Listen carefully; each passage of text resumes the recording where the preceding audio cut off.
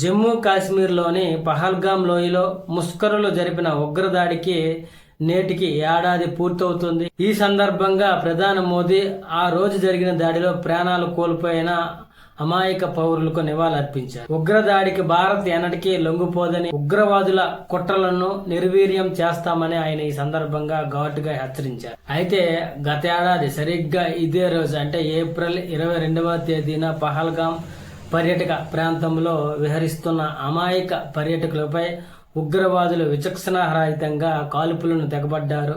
హిందువులు, అందులో పురుషులే లక్ష్యంగా జరిగిన ఈ వికృత దాడిలో 26 మంది ప్రాణాలు కోల్పోయారు.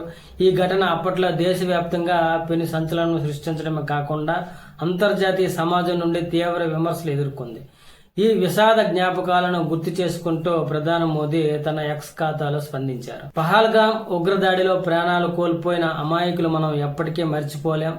వారి కుటుంబాలు అనుభవిస్తున్న వేదనలో దేశం మొత్తం పాలు పంచుకుంటుందని, దుఃఖంలోనూ ఉగ్రవాదాన్ని అంతం చేసే సంకల్పంలోనూ భారత్ ఐక్యంగా ఉంది అని ప్రధాని మోదీ పేర్కొన్నారు. ఈ సందర్భంగానే మాట్లాడుతూ ఉగ్రవాద శక్తుల నీచమైన ఎత్తుగడలను భారత్ ముందు సాగవని మోదీ స్పష్టం చేశారు. అదేవిధంగా భారతదేశం ఎలాంటి ఉగ్రవాదానికి తలవంచదని, దేశ భద్రత విషయంలో ఎలాంటి రాజీ ఉండదని ఆయన మాట్లాడారు. పహల్గామ్ బాధితుల కుటుంబాలకు ప్రభుత్వం ఎల్లప్పుడూ అండగా ఉంటుందని భరోసా ఇచ్చారు. అయితే పహల్గామ్ దాడికి భారత్ ధీటుగా స్పందించిన తీరు ఈ సందర్భంగా రక్షణ వర్గాలు కూడా గుర్తు చేసుకున్నాయి.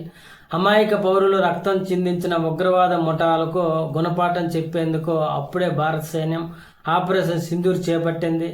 ఈ ఆపరేషన్ ద్వారా పాకిస్తాన్లోని ఉగ్రవాద శిబిరాలపై మెరుపుదాడులు చేసి వాటిని నేలమట్టం చేసింది. దాదాపు 100 మందికి పైగా ఉగ్రవాదులను మట్టుబెట్టింది. భారత్ సైన్యం చూపించిన ఈ పరాక్రమం ఉగ్రవాదుల గుండెల్లో వణుకు పుట్టించింది.